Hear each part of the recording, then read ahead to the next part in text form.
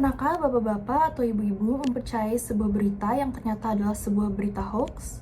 Atau pernahkah bapak-bapak dan ibu-ibu tertipu oleh janji-janji manis yang tersebar di media sosial? Di era digital seperti sekarang ini, informasi dapat tersebar dengan sangat cepat dengan bantuan media sosial. Sayangnya, informasi yang kita terima tersebut tidak selamanya adalah sebuah berita yang faktual ataupun dapat dipercaya. Banyak di antaranya yang merupakan berita palsu atau hoax dan penipuan yang sengaja dibuat untuk menyesatkan kita. Dari sekian banyak korban yang termakan oleh berita hoax atau penipuan online, kelompok lansia seringkali menjadi target.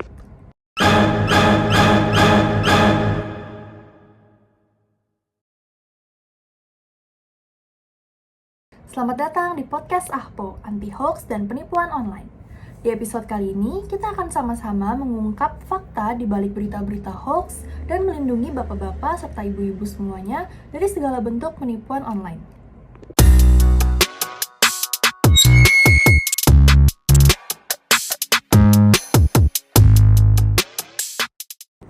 Pernahkah ibu bapak mendengar atau membaca suatu berita yang sangat menghebohkan hingga rasanya sulit sekali untuk tidak percaya dengan berita tersebut?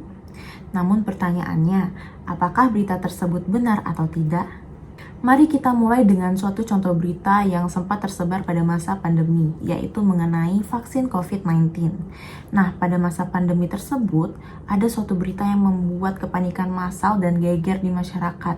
Berita tersebut berbicara mengenai bagaimana vaksin COVID katanya bisa membuat kematian mendadak dan bisa merusak sel DNA pada manusia. Padahal berita tersebut tidak benar adanya loh. Berita tersebut sangat menggemparkan masyarakat dan berdampak pada banyaknya masyarakat yang tidak mau divaksin pada saat itu karena termakan berita hoaks tersebut. Lalu mengapa ya orang itu cepat percaya dengan berita hoaks seperti itu? Apa sih yang membuat orang mudah percaya dengan berita hoaks? Nah, ada beberapa hal nih yang membuat kita seringkali termakan akan berita hoaks. Salah satunya adalah mengenai paparan berulang. Karena berita hoaks sangat mudah tersebar di media sosial, hal tersebut membuat orang-orang terdekat kita atau masyarakat seringkali memposting ulang atau mengirimkan ke kita mengenai berita hoaks tersebut melalui WhatsApp, Facebook, Instagram, atau media platform lainnya. Nah, paparan yang berulang-ulang kali kita baca, berita yang berulang-ulang kali kita baca tersebut seringkali membuat kita kemungkinan besar itu lebih mempercayai berita hoaks tersebut. Selanjutnya, berita hoaks seringkali mengungkit isu tentang kesehatan, keamanan, atau bencana alam yang lebih mudah untuk membangkitkan perasaan takut atau cemas pada individu. Contohnya adalah berita mengenai vaksin COVID-19 yang saat itu diisukan dapat membuat kematian mendadak pada individu. Nah, pada saat itu juga COVID-19 itu sedang marak-maraknya dan sedang banyak sekali ada korban jiwa yang berjatuhan akibat COVID-19. Tentu, situasi yang sangat mendukung tersebut membuat kita lebih mudah termakan terhadap berita hoaks yang beredar mengenai COVID-19. Oleh karena itu, kita harus lebih bijaksana dalam memproses informasi yang beredar di media sosial. Hanya percayai berita yang tersebar melalui situs yang terpercaya seperti Tribun News, Kompas.com, Liputan 6, CNN Indonesia, atau Kumparan. Hindari berita yang disebarkan melalui pesan teks seperti melalui WhatsApp atau Facebook yang kredibilitas beritanya belum tentu benar.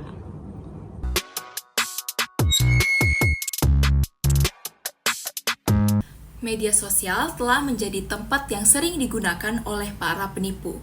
Mereka memanfaatkan platform ini untuk melancarkan aksinya dengan berbagai modus. Secara garis besar, penipuan di media sosial ini dapat dikategorikan menjadi beberapa jenis, yaitu ada penipuan berupa giveaway palsu, phishing, scam investasi, dan lain sebagainya. Setiap jenis penipuan memiliki ciri khasnya masing-masing. Mari kita bahas satu persatu jenis penipuan tersebut. Yang pertama adalah giveaway palsu. Jadi, pada contoh penipuan giveaway palsu ini, penipu akan membuat akun palsu mengatasnamakan merek terkenal atau orang-orang terkenal dan menawarkan hadiah menarik dengan cara mengikuti langkah tertentu, seperti memberikan data pribadi atau mentransfer sejumlah uang. Yang kedua, phishing. Penipu akan mengirimkan email atau pesan seolah-olah berasal dari lembaga resmi seperti bank, e-commerce, dan lain sebagainya dengan tujuan mendapatkan informasi pribadi korban seperti password atau nomor rekening. Berikutnya adalah contoh investasi palsu. Penipu menawarkan investasi dengan keuntungan yang sangat tinggi, tapi dalam waktu singkat. Namun pada kenyataannya, uang yang diinvestasikan tersebut akan hilang begitu saja. Nah, ada beberapa cara yang dapat kita lakukan untuk menghindari ini. Yang pertama adalah hindari akun yang mencurigakan yang diindikasikan dengan nama akun, foto profil, dan jumlah pengikutnya. Kemudian, bahasa yang digunakan tidak profesional. Penipu sering menggunakan bahasa yang tidak baku dan penuh kesalahan. Kemudian, permintaan informasi pribadi. Jangan pernah memberikan informasi pribadi kepada orang yang tidak dikenal, terutama dari sosial media. Dan terakhir adalah janji keuntungan yang tidak realistis. Waspadai penawaran yang terlalu melebih-lebihkan dan terlalu tidak realistis untuk menjadi kenyataan, seperti menjanjikan investasi dalam modal yang kecil namun hasilnya berkali-kali lipat. Nah, selanjutnya Bapak Ibu bisa lebih baik lagi dalam menjaga data pribadi. Jangan sembarangan membagikan informasi pribadi seperti nomor telepon, alamat email, atau nomor rekening. Kemudian, langkah lain yang bisa dilakukan adalah menggunakan kata sandi yang kuat. Gunakan kata sandi yang unik dan sulit ditebak untuk setiap akun media sosial Bapak Ibu.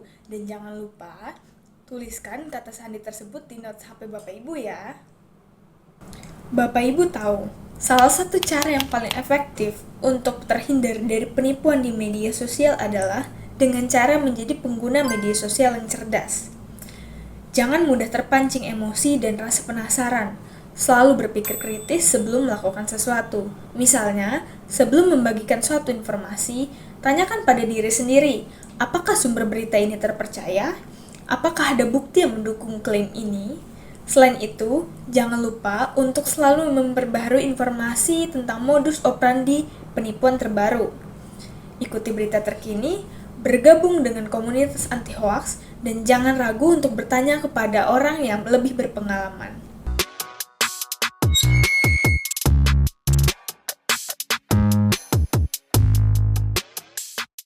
Baik, Ibu sekalian, tadi kita sudah membahas berbagai macam hal tentang hoax dan penipuan di media sosial, mulai dari pengertian, modus operandi, hingga cara melindungi diri. Namun, untuk mengatasi hal masalah ini secara efektif, diperlukan juga upaya bersama dari berbagai macam pihak. Nah, siapa aja sih pihak-pihak yang bisa terlibat? Nah, pada segmen ini kita akan membahas pihak-pihak tersebut. Yang pertama yaitu pemerintah, di mana pemerintah itu memiliki peran yang sangat penting dalam menanggulangi hoax. Pemerintah dapat membuat regulasi yang lebih ketat terkait penyebaran informasi palsu, meningkatkan literasi digital masyarakat, dan bekerja sama dengan platform media sosial untuk membatasi penyebaran hoax. Lalu yang kedua itu ada platform media sosial sendiri, di mana media sosial ini memiliki tanggung jawab yang besar. Nah, mereka juga dapat mengembangkan algoritma yang lebih cerdas untuk mendeteksi dan menghapus konten yang melanggar aturan, meningkatkan transparansi dalam pengambilan keputusan, dan bekerja sama dengan pihak ketiga untuk memverifikasi informasi. Lalu yang terakhir yaitu kita sendiri sebagai masyarakat yang menggunakan sosial media juga memiliki peran yang sangat penting, di mana Bapak Ibu sekalian juga bisa menjadi agen perubahan dengan menyebarkan informasi yang benar, tidak mudah percaya dengan berita yang belum tentu benar, dan melaporkan konten yang mencurigakan.